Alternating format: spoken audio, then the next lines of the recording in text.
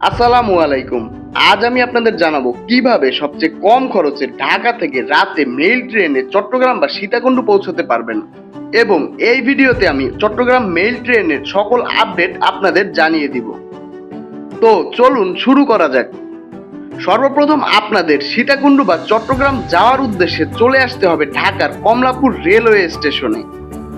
কমলাপুর থেকে রাত 11:45 ছেড়ে যায় চট্টগ্রাম মেইল ট্রেন। এই ট্রেনে সাধারণত কোনো সিরিয়াল বা সিট নম্বর নেই।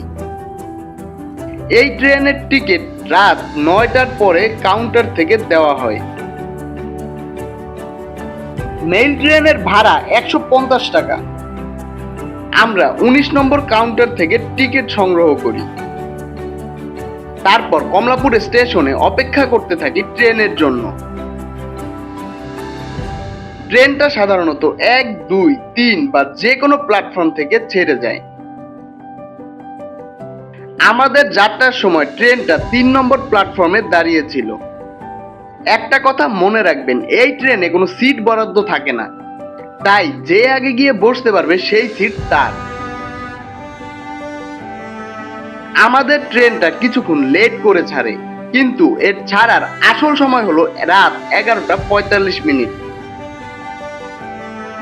আমরা বিভিন্ন জেলার উপর দিয়ে এবং পাহাড়ি রাস্তা ধরে চলে যাচ্ছি চট্টগ্রামের দিকে। চট্টগ্রাম মেইল ট্রেন সাধারণত ঢাকার কমলাপুর থেকে চট্টগ্রাম রেলওয়ে স্টেশন পর্যন্ত যতগুলো স্টেশন পড়ে প্রায় সবগুলোতেই দাঁড়ায়। আমাদের যাত্রার সময় এই ট্রেনটা যে সকল স্টেশনে দাঁড়িয়েছিল: 1. ঢাকা কমলাপুর, 2. ঢাকা ক্যান্টনমেন্ট, 3. ঢাকা বিমানবন্দর, 4. Tongi junction, 5. Narsingdi, 6. Bhairab Bazar junction, 7. Brahmanbaria, 8. Akhaura junction, 9. Kasba, 10. Comilla, 11. Laksam junction, 12. Nangalkot, 13. Feni junction, 14. Chikni Astana, 15. Sitakunda, 16. Faujdarhat junction, 17. Chittagong railway station.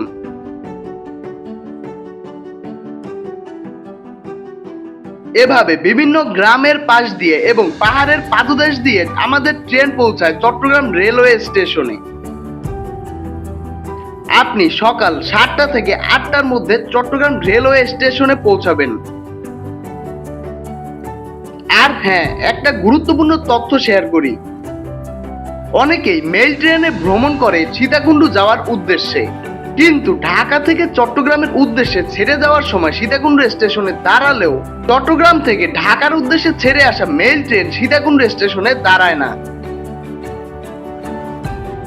ভিডিওটা কেমন লাগলো অবশ্যই কমেন্টে জানাবেন এবং চট্টগ্রাম মেইল ট্রেন নিয়ে এই গুরুত্বপূর্ণ তথ্যটা আপনার পরিচিতদের মধ্যে শেয়ার করে দিবেন। পরবর্তীতে এভাবে আরো গুরুত্বপূর্ণ তথ্য পেতে ভিডিওটা লাইক করে চ্যানেলটা অবশ্যই সাবস্ক্রাইব করে রাখবেন।